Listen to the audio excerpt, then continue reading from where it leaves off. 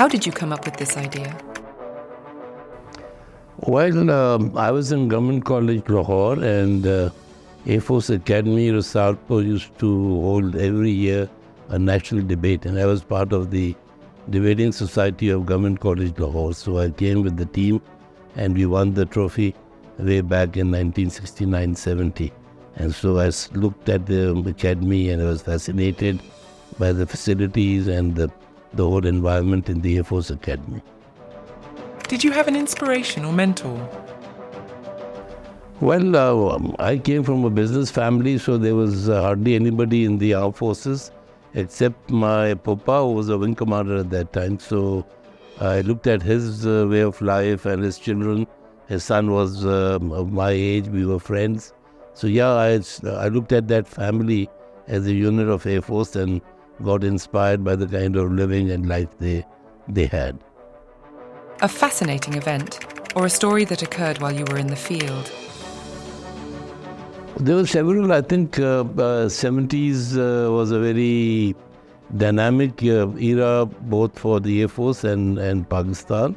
And I think I graduated in 1974, 1975. We call it the G course in G7, Aeronautical Engineering.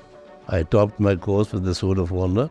Within 2 years of my service, I was on my flight to America. So I spent 6 months at the near Silicon Valley, in the industry. So it was very fascinating as a young engineer, and you go abroad and you work with the top professionals, aerospace industry, and learn a lot. What is the most important thing the world has taught you?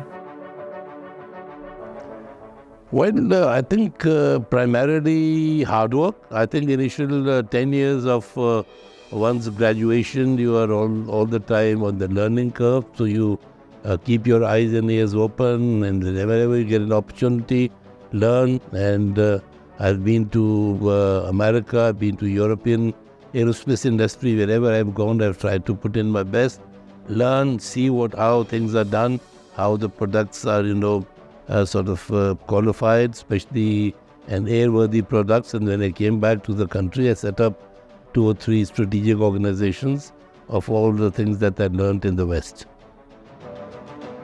What would your advice or suggestion be to someone who's starting a professional career in your field?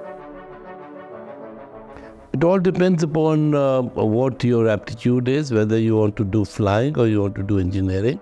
These are the 2 main branches of the Air Force. And so at our times, there was a man in the moon landing. Apollo had gone to the moon.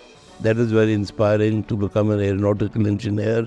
Now we are looking at beyond, this universe through the telescope. So I think sky was the limit, but now space is the limit. So it all depends upon you want to do your engineering or you want to do flying.